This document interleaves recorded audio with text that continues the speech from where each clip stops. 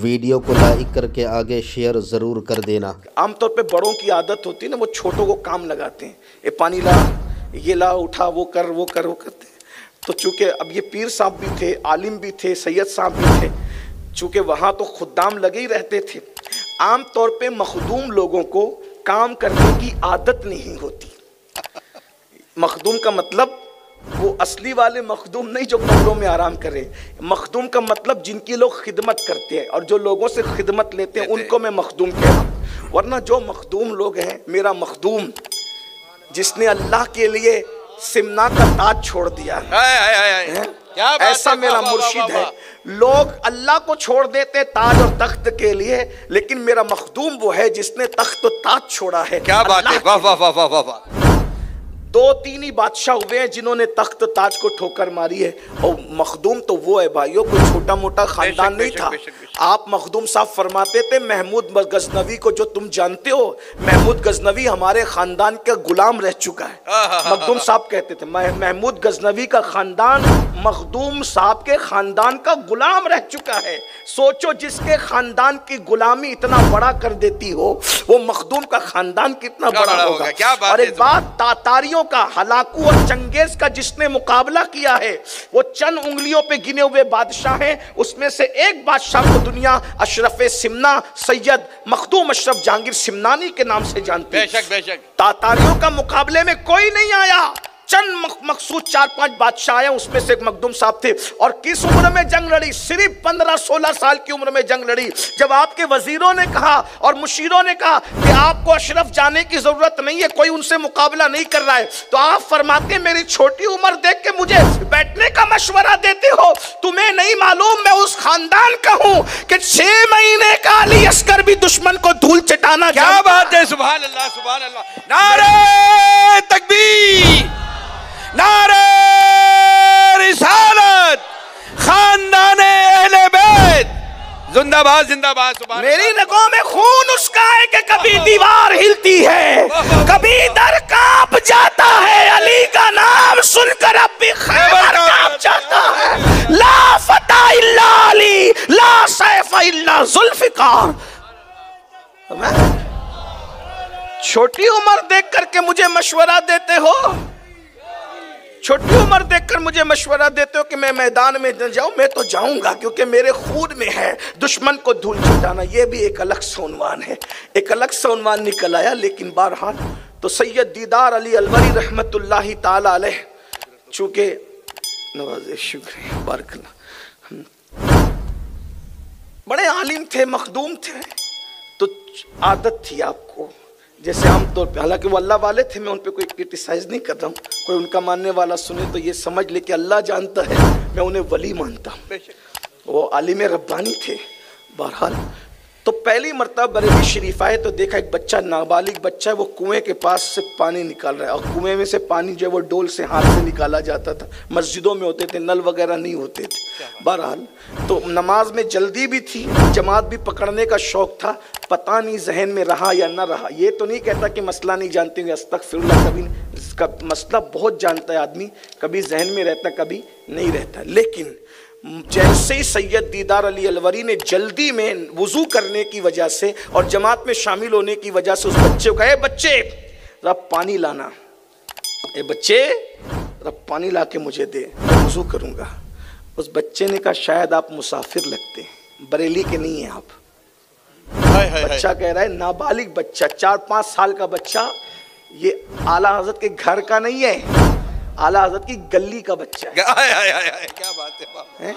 सैयद दीदार अली साहब को कह रहे हैं, शायद आप बरेली के रहने वाले नहीं है, आप मुसाफिर लगते हैं। हाँ बेटा, मैं मुसाफिर हूँ, लेकिन मुझे जल्दी है, बातों में इस तरह न फंसा, मुझे वुजू करना है, जल्दी पानी ला। कहा, आपको पता है, मुझे देख के लगता है मैं नाबालिग हूँ। कहा, तू नाबालिग है। कहा, आपको मसला नहीं मालूम हजरत कि नाबालिग से काम कराना उसके सरपरस्तों की इजाजत के बगैर ये जायज नहीं है। अल्लाह अकबर, अल्लाह अकबर, अल्लाह अकबर, अल्लाह। नाबालिग से उसके सरपरस्तों की इजाजत के बगैर काम कराना ये जायज नहीं है। तो मेरे कोई सरपरस्त यहाँ मौजूद नहीं है, पेरेंट्स यहाँ मौजूद नहीं है, और आप मुझे डायरेक्ट हुक्म दे रहे हैं। और अगर आप मुझसे तोहफतन भी पानी लेना चाहें तो आपको ये मसला भी तो मालूम होगा कि नाबालिग अगर तोहफा दे तो वो तोहफा भी मोतेबर नहीं होता। क्या बात है, नाबालिग को ये हक नहीं है, नाबालिग को ये हक नहीं है कि वो किसी को तोहफा दे। मैं पानी भी आपको हिबा नहीं कर सकता, तोहफे में नहीं दे सकता। तो बहुत खूबसूरत बात मेरी जमात के एक आलिम ने कही, जब वो नाबालिग बच्चे ने 2-3 मसले सैयद दीदार अली अलवरी साहब के सामने बयान किए, तो उस वक्त हजरत दीदार अली को अपने इल्म का दीदार हो गया। अल्लाह अकबर। और फिर ख्याल आया कि जिस पठान के लिए मैं कह रहा था कि जात का पठान नकचड़ा गुस्सेला है, अरे जब नाबालिग बच्चा इसके यहाँ का ऐसा है तो उसके अपने इल्म का आलम क्या होगा। तो पूछा तू क्या अहमद रजा के घर का है? घर का नहीं, मोहल्ले का हूँ। जब मोहल्ले में अहमद रजा ने इल्म का ये माहौल बनाया था तो घर के अंदर इल्म का माहौल क्या होगा। और जिसके घर के इल्म का ये माहौल था, फिर उसकी अपने खुद के इल्मी कद का आलम क्या होगा। इसीलिए तो हमारे महाराजा के सरकारों की तरफ से आवाज आती है, मीनारे कसरे रजा तो बुलंद काफी है, तुम उसके पहले ही जीने पे चढ़ के दिखला दो। अरे फतावा रज़विया तो एक करामत है, जरा हदाए के बख्शिशी पढ़ के दिखला। क्या बात है। नारे तकबीर, नारे रिसालत, मसलके आला हजरत, तालीमाते आला हजरत, फैज़ाने आला हजरत, जिंदाबाद जिंदाबाद, सुभान अल्लाह सुभान अल्लाह सुभान अल्लाह। ये इल्मी माहौल वही बनता है अपने गिरद नवाह में जब हम गीबत करने की बजाय इल्मी मसाइल पे डिस्कस करते हैं, जब हम चुगली करने की बजाय इल्मी मसाइल बयान करते हैं। इमाम अहमद रजा के यहाँ ऐसे फजूल बातें नहीं होती थी।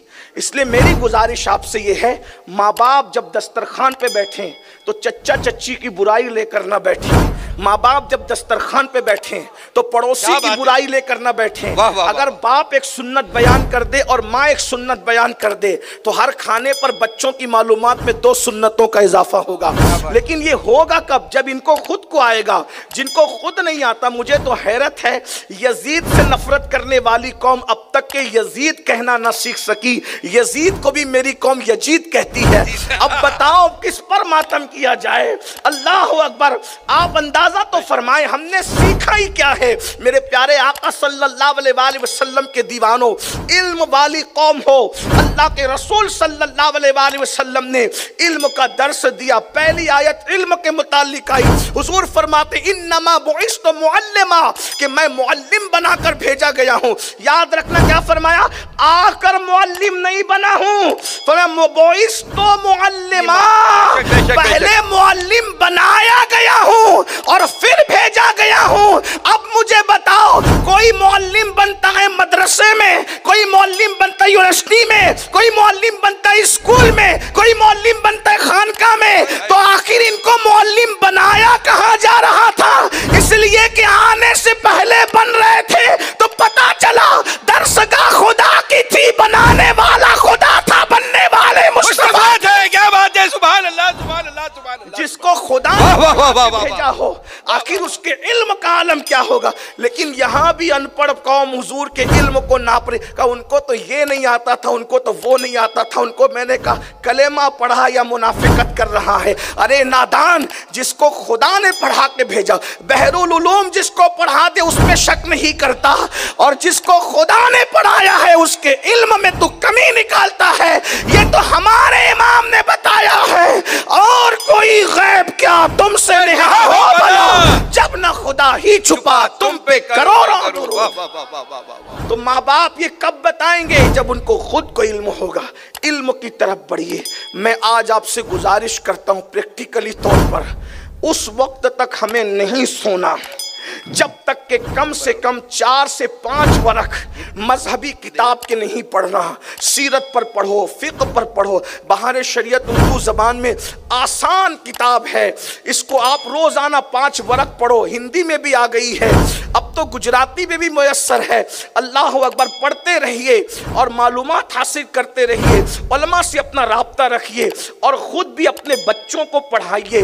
कोई अनपढ़ न रहने पाए, न दुनियावी एतबार से, न दीनी एतबार से, और बच्चियों को खास पढ़ाइए, बच्चियों की तालीम पर खास तवज्जो दीजिए। आपको बताऊं, अल्लाह के सच्चे रसूल सादिक व मज़दूक सल्लल्लाहु अलैहि वसल्लम ने उम्मतुल मोमिनीन को खास तौर पर पढ़ाने के लिए अपने निकाह में शामिल फरमाया। हुजूर की अज़वाज से निकाह करने के बहुत सारी हिकमतें हैं। एक हिकमत जो बहुत बड़ी ये बयान की जाती है वो ये कि हुजूर अलैहिस्सलाम ने उनको इल्म सिखाने के लिए निकाह फरमाया। इसीलिए अक्सर उम्मतुल मोमिनीन को हुजूर अलैहिस्सलाम से औलाद नहीं हुई। उसमें हिकमत ये थी कि अगर औलाद होती तो वो बच्चों की परवरिश में मसरूफ हो जाती और जिस मकसद के लिए उनको निकाह में लाया गया था वो मकसद पूरा नहीं हो पाता। इसलिए अल्लाह रब्बुल इज्जत ने जितनी औलाद देनी थी महबूब को उम्मुल मोमिनीन सैयदा खदीजतुल कुबरा के बतन से अता फरमा दी, और एक शहजादा सैयदा मारिया किबतिया उम्मुल मोमिनीन के बतन से अता फरमाई। अल्लाह अकबर। और बकिया सारी उम्मतुल मोमिनीन जो है उनको औलाद न हुई। माज़अल्लाह, इसका ये मतलब नहीं उम्मतुल मोमिनीन को लावलद होने का ताना देने वाले राफ़ज़ियों, सुन लो, इन उम्मतुल मोमिनीन को औलाद के लिए निकाह में नहीं लाया गया था, बल्कि इनको इसलिए निकाह में लाया गया था ताकि ये हुजूर से इल्म हासिल करे और घर के उलूम उम्मत मुस्लिमा तक के पहुंचाती रहे। जिस मकसद के लिए वो निकाह में आई थी उन्होंने उस मकसद को पूरा किया। बल्कि अल्लाह के रसूल अलैहिस्सलाम ने सबसे ज्यादा जिसको पढ़ाया वो हम सबकी मुकद्दस माँ उम्मुल मोमिनीन सैयदा तैयबा। वीडियो अगर अच्छी लगी हो तो लाइक करके आगे शेयर ज़रूर कर देना। अल्लाह हाफिज़। अस्सलामु अलैकुम वरहमतुल्लाहि तआला व बरकातुहू।